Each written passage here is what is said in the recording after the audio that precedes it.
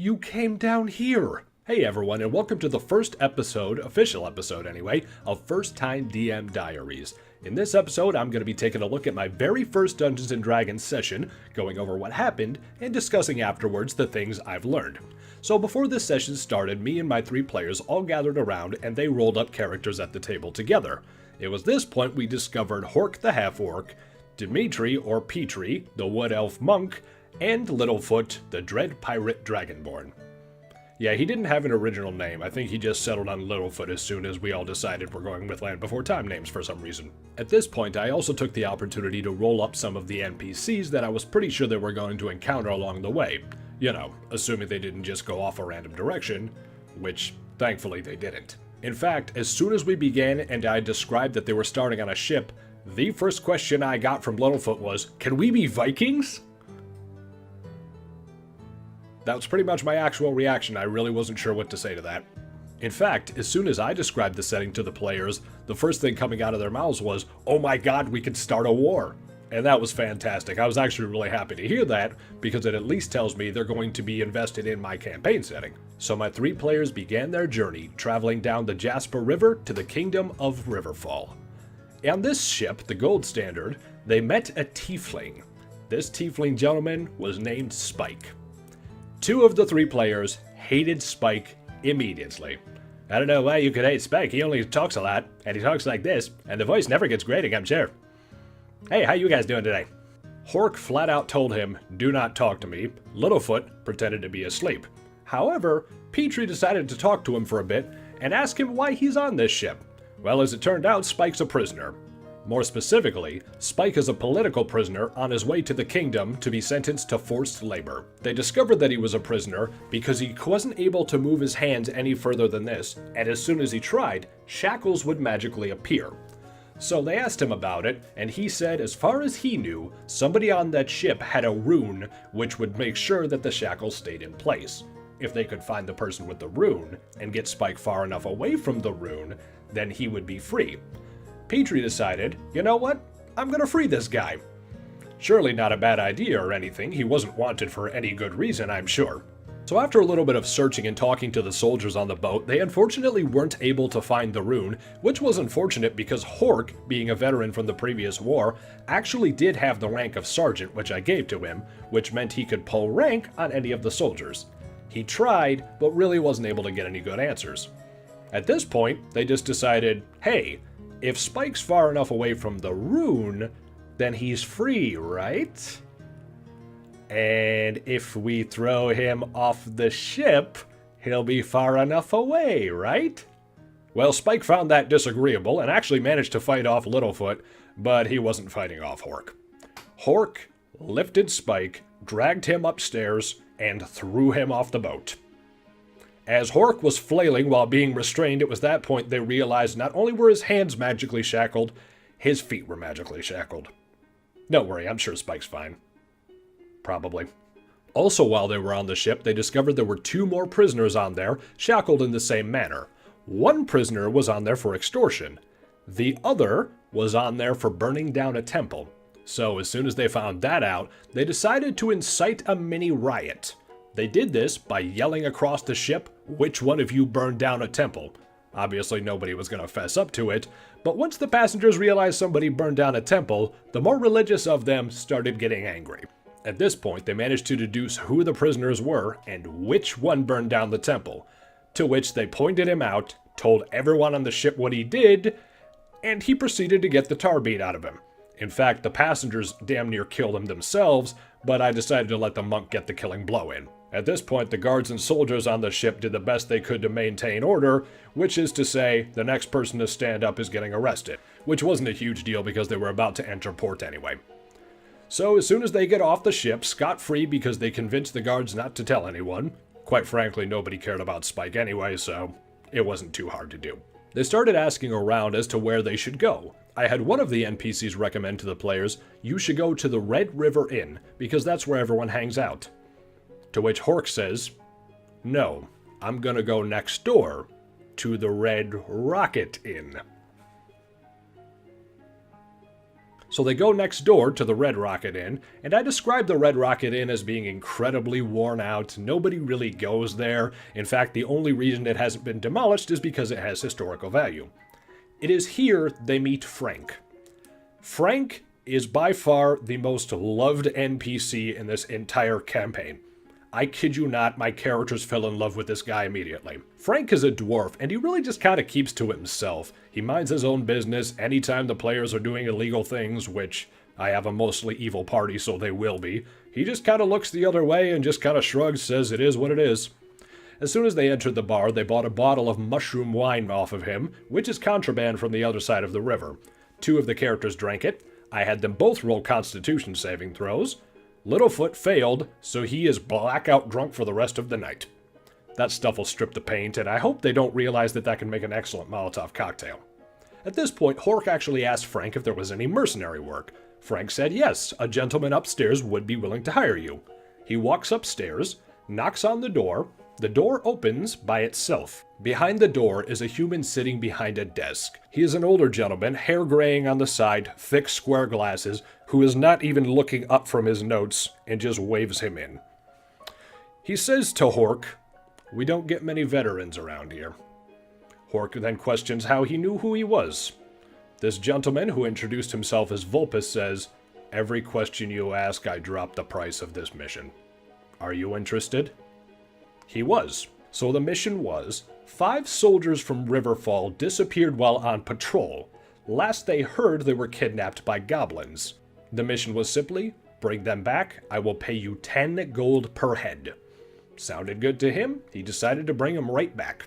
When Hork told Petrie about the plan, because Hork was in no condition to be talking, in fact Hork was blackout drunk in one of the hotel rooms, Petrie then countered with the offer, wait, we could kill those soldiers if we find them, say that the Stonevale troops did it, and start a war. Now, Hork, being a veteran of this army, said, no, I am not killing my own soldiers. To which Petrie's like, dude, you're not even active duty, come on, it's not a big deal. Hork responded by slamming the door in his face.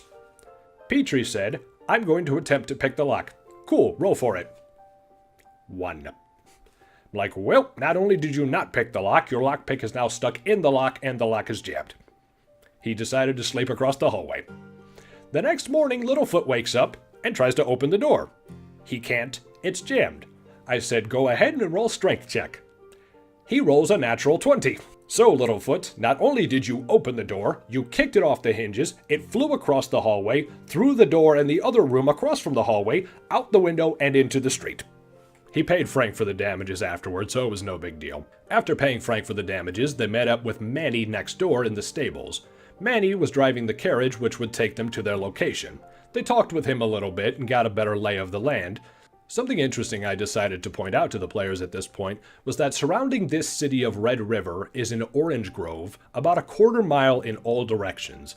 I pointed out that on top of providing food for the locals, it also helps traders who are coming and going from this town constantly. If they ever get caught outside of the gate, they can sit under the trees for shade. So they go about 2 miles south of the city and stop at the point where the soldiers were last found.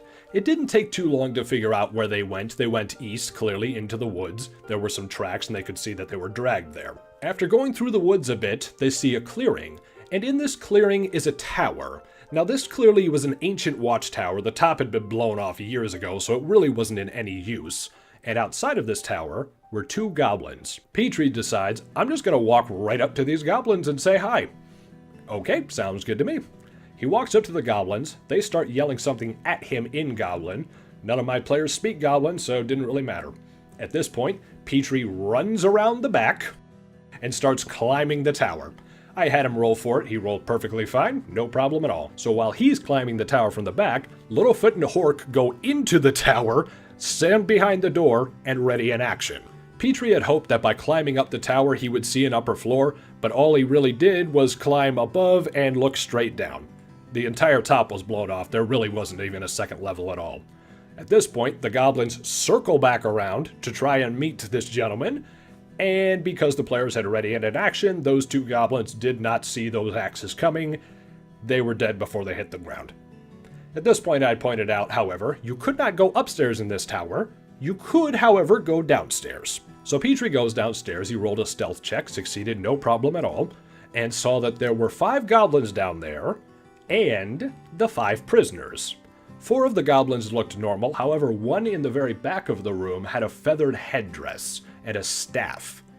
So Petrie just walks right upstairs and says, look guys, we don't need to be sneaking. It's just goblins. We can take them, no problem. See, if they were playing with me now, they would know better than to fall for that. But hey, my first time, their first time with me. It's a learning experience. So they go downstairs and immediately engage the goblins. The first 2 rounds of combat can only be described as them flailing wildly because for some reason they just could not hit these goblins to save their lives. It was honestly impressive how low they were rolling. At the same time, the goblins, however, really weren't doing a whole lot of damage. Any hits they did get really didn't do anything. And Littlefoot used his fire breath to take 3 of the 5 goblins down to 1 hit point. So those goblins immediately just ran. But between rounds of combat, the goblin I had sitting in the back of the room stamped his staff on the ground and just let it go. He did nothing for those 2 rounds, but laughed. And at the end of every round, I let them know that the ground began shaking. At this point, they kind of figured out something was up and we really need to take out that goblin at the end. So Petrie charges towards the goblin. He has 40 feet of movement, which wasn't quite enough to cover the area. But at this point, it was far too late. At the beginning of the next round, this gentleman pops up from the ground. If you don't know what that is a boulet. I think I pronounced that correctly. A boulet is effectively a land shark, which is actually what I've referred to them as in this campaign because, as far as I know, the locals are maritime more so they would know what sharks are, and these things look like sharks and they come out of the ground. I described it as being emaciated and really didn't look too well fed, but it was definitely feral and definitely angry. So a few rounds of combat go by and they're deciding they need to take this thing out really quickly. Petrie decides to attack it, and he rolls a 1. To which he said, does that make me prone? Did I trip? And I kind of had to think on my feet as a DM, like, okay, if he's prone against this thing, that's bad. We do not want that. So I was kind of sitting there blankly like, I mean, maybe? But he actually met me halfway. He decided, okay, tell you what, maybe I have to make a saving throw, athletics saving throw so that I don't go prone? Sounded good to me. Go ahead, roll it. He rolled another 1. Nah, you're prone. Sorry. So he tripped on his face and he completely ate it. Next was the boulet's turn. The boulet was going to dive at him while he was prone. I rolled a natural 1, so it tripped on the way to him. I love how this combat worked out. So while it was prone, he managed to get back up. Hork and Littlefoot had no problem taking out the boulet after that, but it did get 1 good hit in on Littlefoot and almost 1 hit killed him. After they took this thing out, I just had the goblins throw their hands up. Nope, you just took out a land shark. We want no part of you guys. So Littlefoot just says, I'm going to walk up to all of those goblins and kill them. And this is where I actually used a trick I learned from Matt Colville. Now, as the Dungeon Master, you are in control of the flow of time. So what I had him do was, I said, okay, he walks up to the first goblin, the shaman, raises his arm to punch him. Anyone have any objections? Nope. Okay, punches him, he's dead. Goes to the next goblin, raises his arm to punch him. Any objections? No objections. Punched him, dead. When he got to the last goblin, however, I changed things a bit. I said, you go to this last goblin, you raise your arm, and he begins speaking in common. He says, no, stop, please don't hurt me. Ah, this changes everything. He decided, okay, I'm not going to kill this guy, he can talk. So they start talking to him, giving him the standard questions, who are you, why are you here? And Littlefoot had possibly the best question of the entire campaign. He asks these goblins, why did you attack us? To which I had this goblin just say, you came down here. And we all just had this moment of laughter like, oh yeah, we're the bad guys, aren't we? So at this point, they talked to the soldiers that were being kept prisoner, and those soldiers told them that Stonevale troops had jumped them and given them to the goblins. Now this is where it gets interesting. Stonevale troops are not allowed on this side of the river. In fact, they don't really have any way of getting on this side of the river. So what is going on here? At this point, however, the players were perfectly satisfied because they wanted to start a war, and this is a great way of starting it. So they took the goblin and the 5 soldiers and decided to drive back to town. However, right before they got to town, I decided to change things up a bit. Manny stopped the carriage and pointed out that 2 figures were standing right in front of the orange grove that led into town. These 2 figures, one of them was very large, holding a lantern, one of them seemed a bit smaller, and you could see a tiny light as if he were smoking a cigar, which he was. They decided to very carefully, slowly move up and talk to these folks. These 2 folks, one was a 6'8" orc, heavily battle-scarred with a battle axe on his back, staring daggers at Hork. I told Hork it's a look you're very familiar with being a half-orc. It's a look from orcs that says, "You are a half-breed, and I hate you." Hork decided to play it cool and just sheepishly smile the whole time. Probably for the best, quite frankly. The other gentleman that was standing there was a drow. This drow was impeccably dressed as if he had a lot of money or wanted people to think he had a lot of money. As he pulled up, he asked to speak to their leader. Petrie said he was their leader, and the negotiations began. The gentleman stated that his clients were very interested in the cargo that they were transporting and said he would easily make it worth their while. Now, Petrie being a monk, he actually really doesn't care about money. So as soon as money came into the picture, he just kind of said, "Look, man, it makes no difference to me what you're going to pay me." So at this point, the drow kind of looks over to the orc and looks back and kind of thinks. He just says, "What can I do today to get you to hand over your cargo?"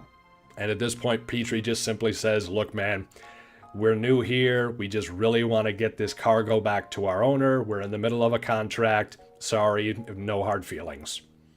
At this point, the drow looked over to the orc, looked back, thought for a moment, and simply shrugged, just said, "You know what? I get it. You guys are new in town. You don't need to be tangled up in all of this. So to show you there's no hard feelings." And behind him, all the way into town, the grove lit up with torches. He says, "I've lit the way for you." So as they get back to town, they bring the prisoners in, bring the goblin in, give one of the prisoners a shot of the mushroom wine, and tell Vulpes that this goblin has information. Vulpes looks to them and says, "Close the door." And that is where the session ended. So quite a few things I learned from this session. First and foremost, I've learned that my party, despite 2 of them being chaotic neutral, are evil. Like, there's no debate on the fact they're an evil party. Which is fine, because I can accommodate that. I honestly have absolutely no problem with them playing as evil, because effectively what I've done with this campaign is I'm not really writing a story start to finish. Instead, what I've done is I've created a setting, I've created a steady state world, and I know what will happen if the players do absolutely nothing. But the thing is, from session to session, they're kind of molding the world and what happens. So if they decide to play evil, that's fine, it just changes how things play out. But I've let my players know, if you continuously do evil things, that's perfectly fine. However, there will be consequences for your actions, just like in the real world. And this actually brings me on to the topic of alignment. So, long before I had played Dungeons & Dragons, I had heard all kinds of arguments about alignment. But most commonly, I had heard that chaotic neutral is absolutely nothing but a BS excuse to do whatever you want. And unfortunately, that kind of seems to be the case in my campaign. But the thing is, I don't really think alignment's that big of a deal. To me, it's just kind of flavor text so you can understand your character a little more. And it's one of those things where if somebody did something outside of their alignment, I'm never going to be the one to say, your character wouldn't do that, that's not your alignment. I mean, it's their character. If they decide their character did something, their character did it. Now, I did mention in the previous episode that I did talk with Petrie and we did determine that he was chaotic evil, but that was a little bit different of a situation. It was more so he was consistently doing evil things but insisting he was neutral, and I was like, I believe your character would do these things, and I believe you do understand your character, but I'm telling you, the things you are doing are not neutral, man. Something also interesting I should point out is that while we were in combat, when we talked about critical hits, we actually were doing criticals the way it was done in 4th edition, which is to say, if you hit someone and roll a natural 20, that is an automatic hit and it is maximum damage. Now, the 5th edition way of doing it is it's an automatic hit, but you roll your hit dice twice. So technically, you could do double your damage that way, but we all just kind of decided we like the 4th edition way better, so that is how we are doing it. Something else I should point out with my Dungeon Master style is that I'm playing a bit fast and loose with a lot of the statistics. Not so much the rules, but more so with the monsters. I kid you not, so far, I have given monsters powers they didn't have, took away powers they have had, and as early as the first session, i.e. this one, I have modified their hit points and hit dice. That land shark they ran into, I said it was emaciated, I said it was very poorly fed, which meant that it had half of its hit points and half of its hit dice. Which is good because typically those things do 4d12 damage. Actually, I think it's 4d12 plus 8. Yeah, that could have one-hit any of them because they started at 3rd level. I will say as far as this session went, it was one of the best ones narrative-wise because they actually followed the steps I figured they were going to follow, and at the same time, I was able to get a lot of information at them at once. So where do my players go from here? What did that goblin know? How did these soldiers get captured? Who is Vulpus? What happened to Spike? Who were those 2 people on the road? All of these and more will be answered throughout the rest of the campaign. I'm currently on session number 6 right now, so most of these are going to be backlogs until I can catch up. In the meantime, however, join me for the next episode, titled The Clock is Always Ticking. Be seeing you.